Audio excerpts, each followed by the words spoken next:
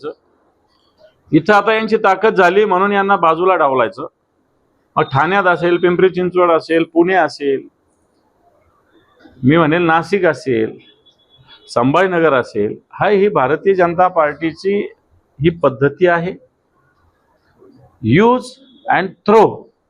मुंबईत गरज आहे, कारण मुंबईत उद्धवजींच्या बरोबरची शिवसेना मजबूत आहे. जनता शिवसेनेच्या मागे आहे, म्हणून तिचा मुकाबला एकट्याने करणं शक्य नाही, म्हणून तिथे एकत्र व्हायचं आणि बाकीच्या ठिकाणी यांना दूर करायचं.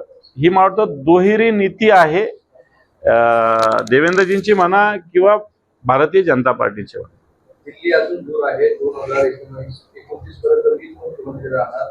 महायुतीमध्ये पार्टनर बदलणार नाही.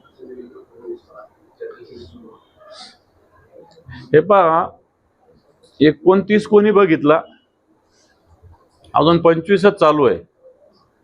4 वर्षात दुनिया इकडची इकडे होऊ शकते. त्याच्यामुळं त्यांची मनोकामना इच्छा जरी असली तरी इच्छा काय त्यांच्या हातात अवलंबून नसते. आणि भारतीय जनता पार्टी तर मुळीच नसते. काल परवा तुम्ही बघितलं असेल गुजरातमध्ये एकाच दिवसात सगळेच्या सगळे राजीनामे घेऊन टाकले. त्यांची जरी देवेंद्रजीची इच्छा असली तरी काही होऊ शकतं राजकारणात.